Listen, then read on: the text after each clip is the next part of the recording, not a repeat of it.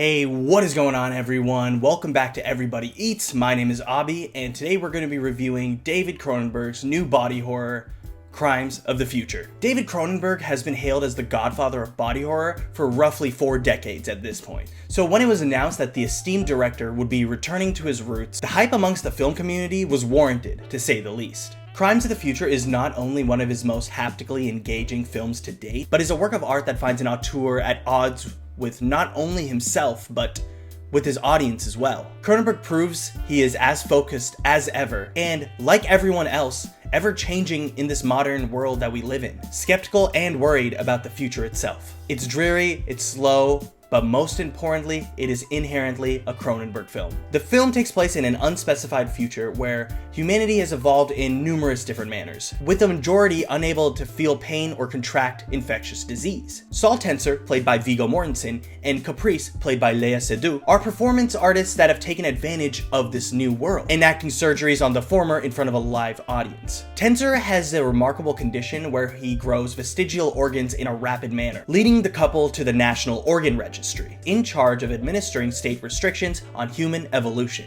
One of the registrars, Timlin, played by Kristen Stewart, becomes enamored with the couple's craft, leading her to proclaim to Saul, "Surgery is the new sex." This statement itself sets the entire film in motion, clear about its themes in a very Cronenberg-esque manner. The initial premise here feels as if Cronenberg is making some sort of meta-commentary on the state of niche media and pop culture as a whole. As Saul and Caprice start to garner more attention within the scene, both registrars, Timlin and Whippet, played by Don McKellar, become invested in the couple's performances for different reasons. While Timlin finds the couple's artistic endeavors seductive in a manner she's never quite encountered before, Whippet becomes more involved in the fiscal benefits of engaging in this modern art form. He may not completely understand it, but it gives him the attention and resources he desires. Through this tongue-in-cheek satire, Cronenberg is able to highlight multiple manners in which people resonate with art within our modern world. Some love the art itself, but there are many who will take advantage of it. It ends up being a deeply cynical film, but not so far off the mark, in which our modern society consumerizes every single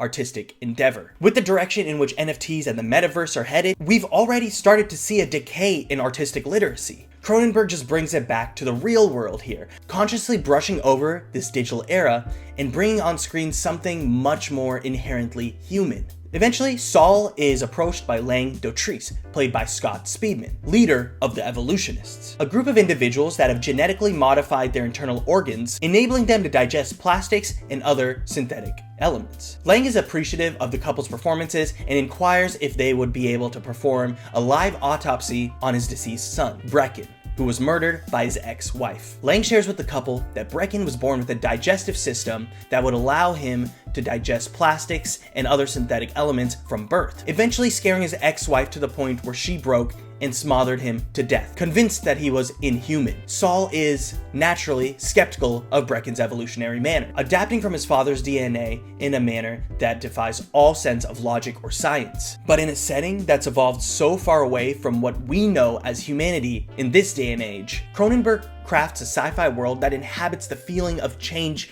and evolution in itself. He displays a world that is not just set in stone, but one that is ever changing, and no matter which way it heads, will still always be human. As Saul sheds his skepticism aside by the end and decides to indulge in the synthetic foods created by the evolutionists, a single tear is shed as he smiles. The first time he is at peace on screen. He's accepted all humanity was, is, and ever will be. And I think Cronenberg is asking us to do the same. So yeah, for all those reasons, I'm gonna have to give Crimes of the Future a 4.5 out of 5.